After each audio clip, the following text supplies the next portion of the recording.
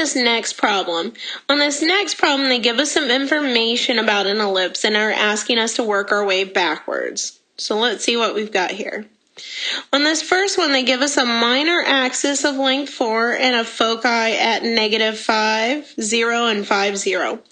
Right away, because they tell us that the foci are at -5 and 5, it tells us that the foci were found by going left and right from the center, which means that the foci, the x's are different, means the foci are on the x-axis, which means the major axis is on the x-axis.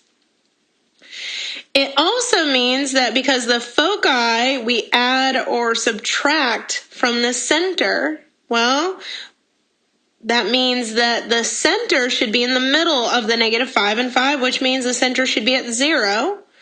The y value of the center we already knew was at 0 as well, because of where the foci is. So, because the center is at 0, 0, that means there won't be anything with the x squared and there won't be anything with the y squared. And because it's an ellipse, we already know that they should add up and equal 1. Okay. Now we also know that the length of the minor axis is going to be 4. That means they're already going ahead and telling us that b is equal to 4, so that when we actually input it as the bottom of our minor axis, which was the y-axis, remember our major axis is the x, we still have to remember square the b, so that would give us 16. Now you still have to find out what's going to go underneath the a for the a.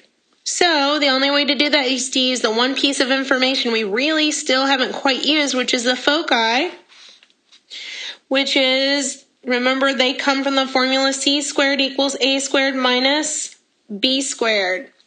Well, we already have the b squared. That's what's underneath the y squared, which is the 16 here. We also know what the foci are. The foci are at -5 and 5, which means the thing that you're adding and subtracting is 5. That's your c. So when we square the c on this left-hand side, we get 25. So to figure out what a is, we need to solve for a squared first. Let's add 16 to both sides of the equation.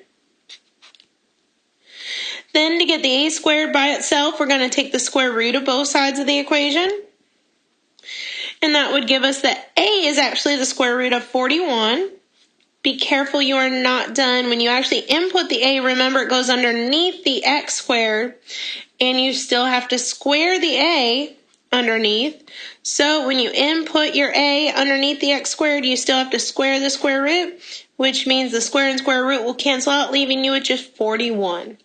So our final equation for our ellipse is x squared over 41 plus y squared over 16 equals 1. And that's our final equation in standard form for an ellipse.